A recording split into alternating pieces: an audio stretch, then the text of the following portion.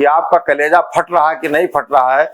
मेरा कलेजा तो फट रहा है कि आज भारत जो है बीफ की सप्लाई करता है। इसमें तमाम मुस्लिम के संगठन भी कह रहे हैं कि गौ माता को राष्ट्रमाता घोषित कर दीजिए, कम से कम हम लोगों के साथ जो अन्याय हो, जो अत्याचार होता है उससे बच जाए। उनके मस्जिद में हनुमान चालीसा पढ़ी गई थी और उनके दरवाजे पर वो जो हनुमानगढ़ी की सीढ़ी पर नहीं, उनका जहां आवास है तहां पर हुआ था। वो हमारे जो है सांसद जी, पूर्व सांसद जो भाजपा के हैं, वो और वहां के जितने मंदिर के लोग हैं उन लोगों ने जो है बयान देकर के कहा है कि यहाँ कभी मस्जिद में यहाँ कभी मंदिर में नमाज नहीं पढ़ी गई। नमस्कार, मैं नागेंद्र दीक्षित और आप देख रहे हैं द टॉप ओपिनियन। आज हमारे साथ कटरा विधानसभा के पूर्व विधायक माननीय बैजनाथ दुबे जी हैं। बहुत बहुत आपका स्वागत। आपके दर्शकों को मैं स्वागत करता हूँ, अभिनंदन करता हूँ। आपके चैनल पर जितने लोग देख रहे हो उनको मैं शुभकामनाएं देता हूँ।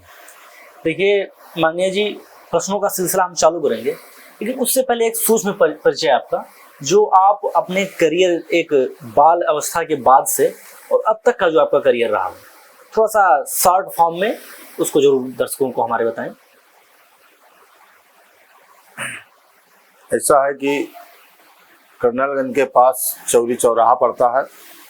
चौरी चौराहा के पास में जो है हमारा परसा महेशी गांव है और वहीं का मैं रहने वाला हूं। और मेरे पिताजी पहले पीडब्ल्यूडी में नौकरी करते थे और बाद में खेती करने लगे। तो मैं कर्नलगंज कन्हैयालाल इंटर कॉलेज से पढ़ा हूं और वहीं रह कर के पढ़ते थे और खेती का भी काम हमने किया है। तो बाहर चले जाओ जी। देखिए माननीय जी, हम ये जानना चाहेंगे कि अभी आपकी पार्टी के पक्ष में, क्योंकि लोगों के मन में वही चल रहा है कि आपकी पार्टी के पक्ष में जो जगत गुरु शंकराचार्य अभिवतेश्वरानंद सरस्वती जी हैं, वो आपकी पार्टी के पक्ष में जगह जगह जाकर एक गविष्ट यात्रा निकाल रहे हैं, जिसमें वो अदर किसी ना को चुनकर, सिर्फ आपके ही पार्टी के प्रत्याशियों को चुनकर या जो प्रेजेंट के विधायक होते हैं उनको चुनकर उनके ही कार्यक्रम में जाते हैं। समाजवादी पार्टी के किसी भी नेता के पक्ष में उन्होंने बोलने का काम नहीं किया है जी। वो भारतीय जनता पार्टी के कुछ कुकृत्य हैं जो गलत काम है उसका वो विरोध करते हैं जी। जैसे वो बनारस में थे तो तमाम जो शंकर जी के शिवलिंग थे जी, या शंकर जी के मंदिर थे, उसको मोदी जी के द्वारा तोड़वाया गया जी, चाहे योगी जी के द्वारा तोड़वाया गया हो जी। तो उसका उन्होंने विरोध किया। इसलिए विरोध किया कि हमारे पुराणों में तमाम मंदिरों का और तमाम शिवलिंगों का वर्णन है जी।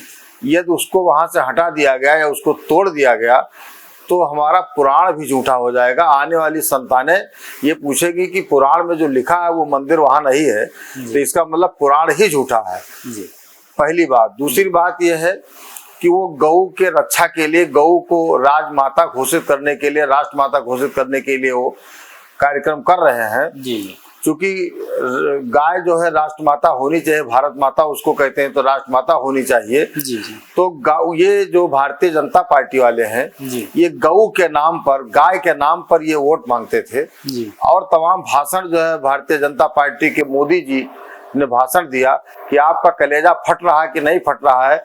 मेरा कलेजा तो फट रहा है कि आज भारत जो है बीफ की सप्लाई करता है। जब वे मुख्यमंत्री थे तब इस तरह भाषण देते थे और उनके जमाने में उससे 10 गुना जो है बीफ की, मतलब गोमांस की सप्लाई हो रही है और गोमांस सप्लाई करने वाले व्यक्तियों से ये चंदा ले रहे हैं, तो उसका विरोध शंकराचार्य जी कर रहे हैं। तो उसमें बुराई क्या है? तो उसमें उसका सहयोग ये समाजवादी पार्टी ने, तमाम लोग, जैसे हमारे यहाँ जो कर्नलगंज में जो है त्रिलोकीनाथ तिवारी जी हैं, वो कांग्रेस से संबंधित है। कुछ जगहों पर अन्य लोग, जब तो ये पार्टी बची है भारतीय जनता पार्टी और समाजवादी पार्टी, तो भारतीय जनता पार्टी का विरोध कर रहे हैं तो समाजवादी पार्टी के लोग मदद कर रहे हैं, तो उसमें बुराई क्या है? नहीं, बुराई तो नहीं। फिर भी अगर एक शंकराचार्य को देखिए, शंकराचार्य अर्थात भगवान शंकर, तो शंकर को किसी पार्टी के सहारा की आवश्यकता नहीं है।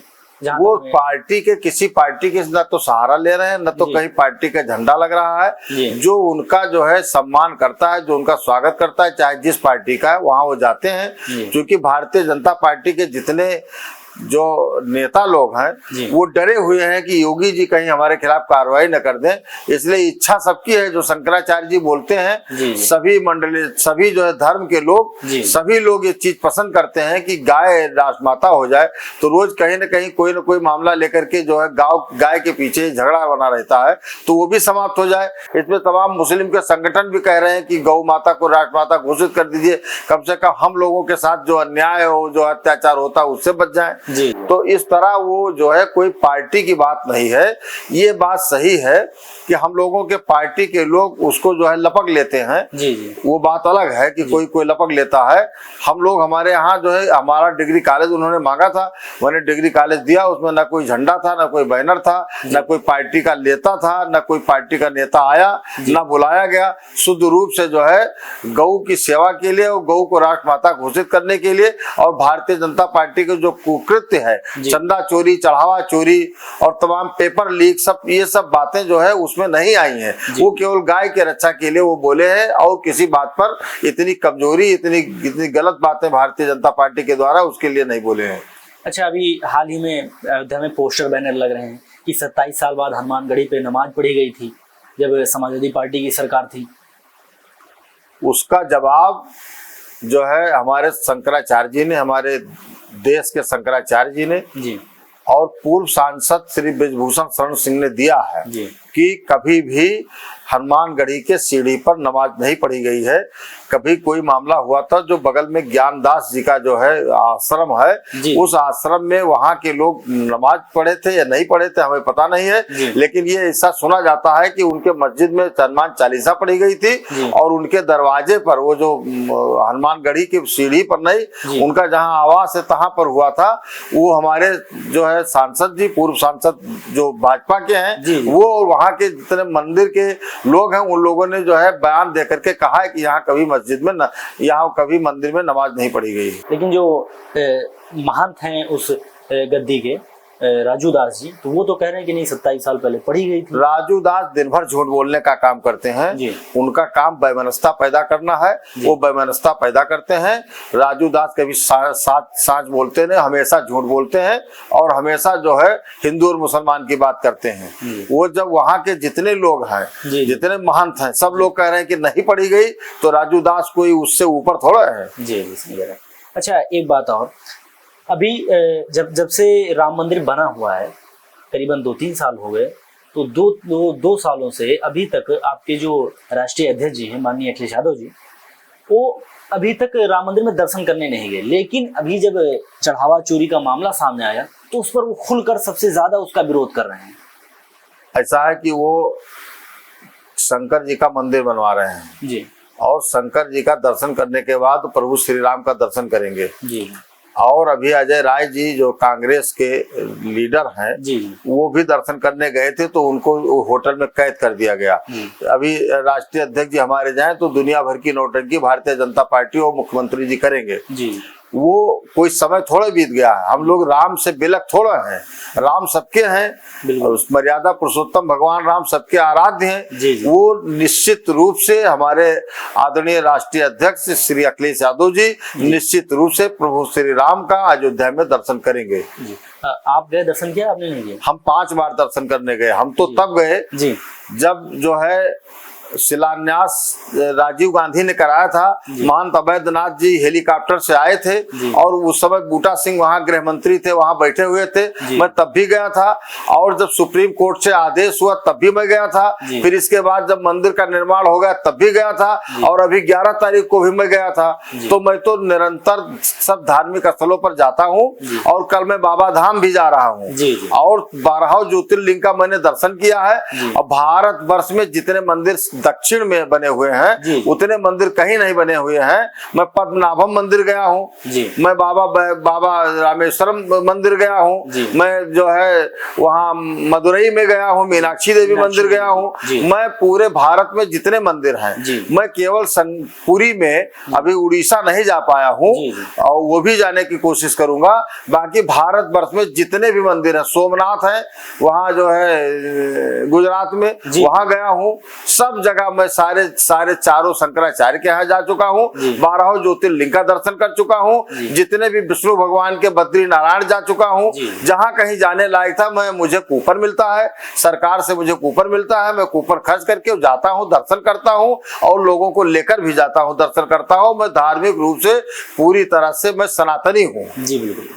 अच्छा, अभी आप करीबन 3 बार से आपको पार्टी टिकट दे रही है और 3 बार से कहीं ना कहीं कोई चूक से आपको हार का सामना करना पड़ा है।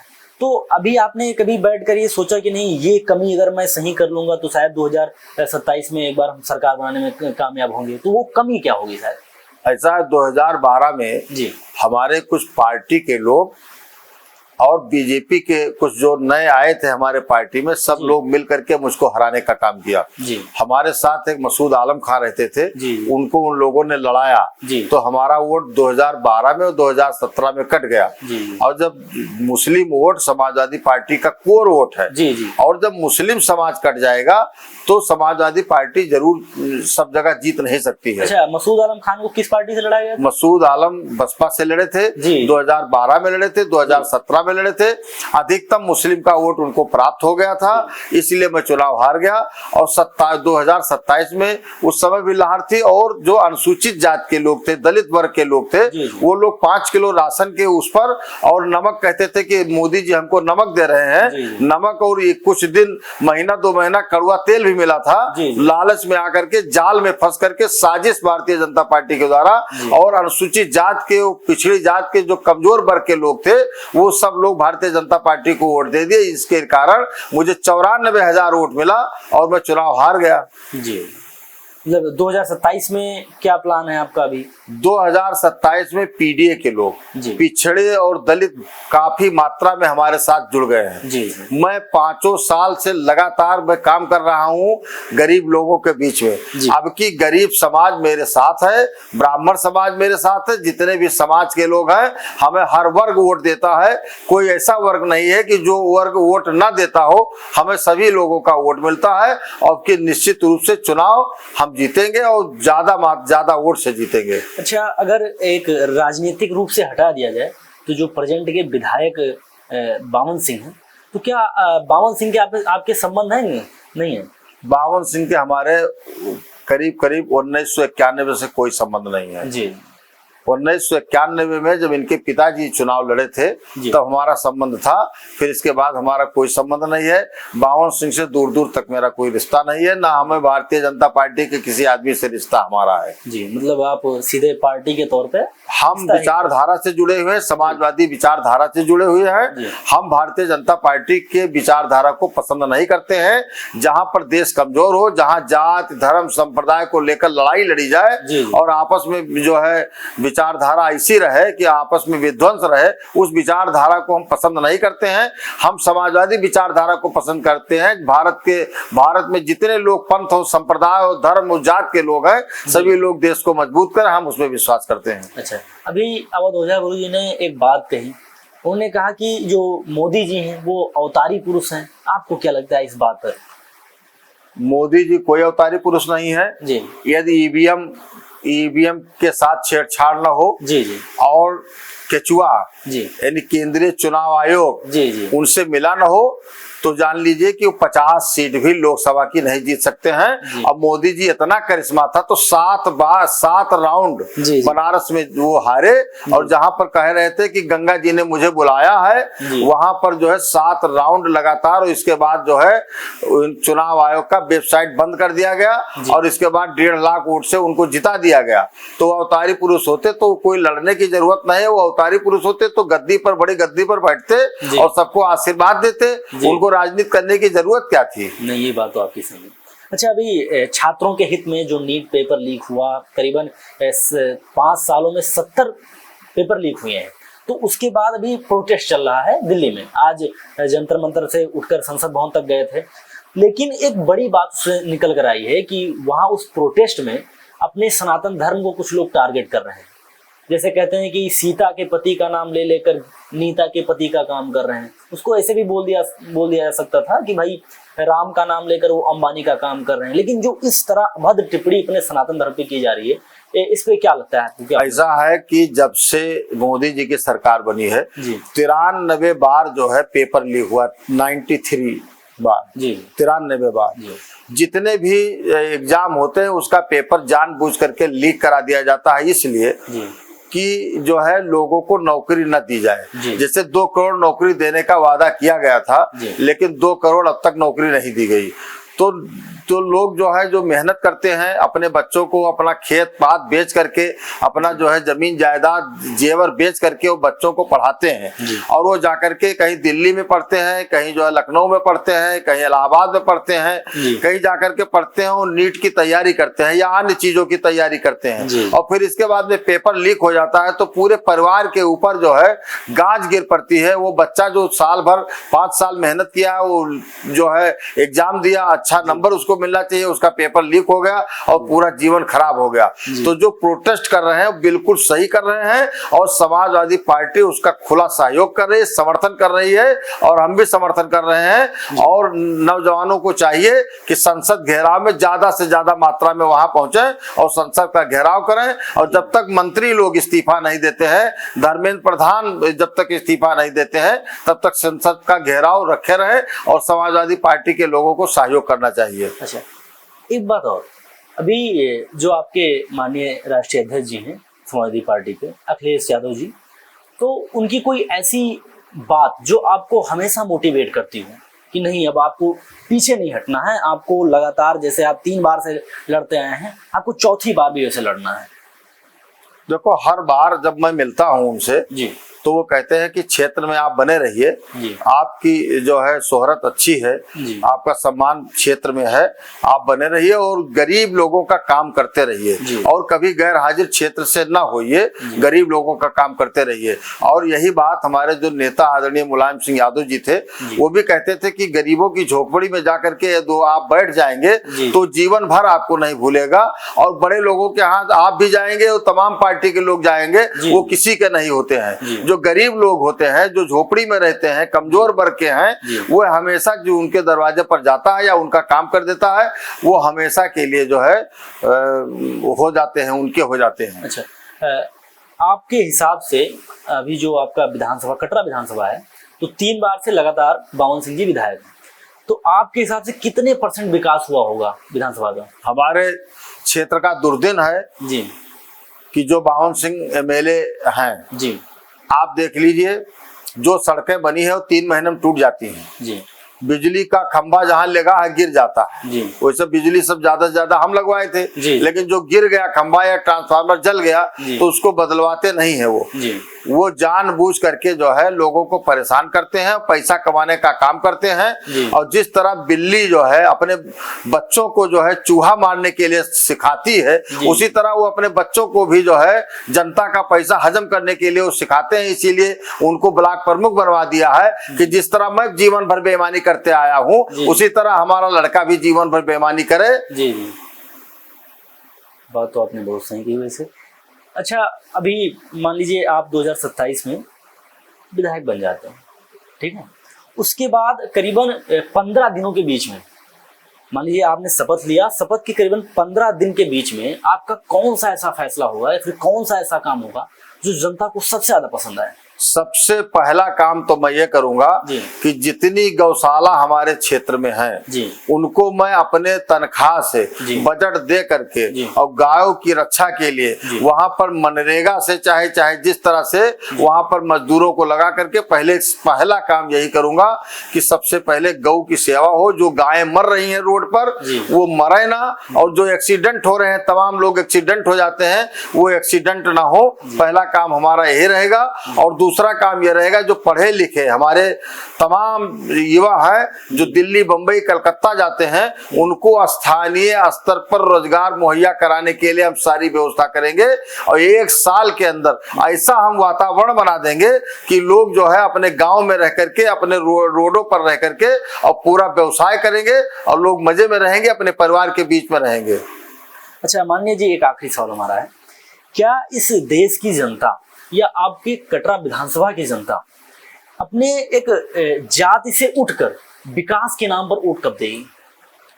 देखो, हमारे क्षेत्र में जातिवाद नहीं है जी हमारे क्षेत्र में खाली बावन सिंह जातिवाद करते हैं जी और कोई जातिवाद यदि होता तो हमारे यहाँ 1 लाख की संख्या में ब्राह्मण है, 1 लाख से ऊपर, जी तो हम लोग जीतते, बावन सिंह नहीं जीतते। जी तो हमारे क्षेत्र में जातिवाद नहीं है। जी। जातिवाद जरूर बावन सिंह करते हैं, जी। लेकिन उसका सहन करके जो है हमारे अन्य जाति के लोग सबको बराबर, हमको भी वोट देते हैं, जी। क्षत्रिय बिरादरी के कुछ लोग हमको भी वोट देते हैं, लेकिन जिस मात्रा में ब्राह्मण उन्हें देता है जी। उस मात्रा में, उस परसेंट में ठाकुर हमको नहीं देते हैं। जी। तो जो जातिवाद होता है वो बावन सिंह के जात बिरादरी में है, हमारे जात बिरादरी में जातिवाद और या अन्य में जातिवाद नहीं है।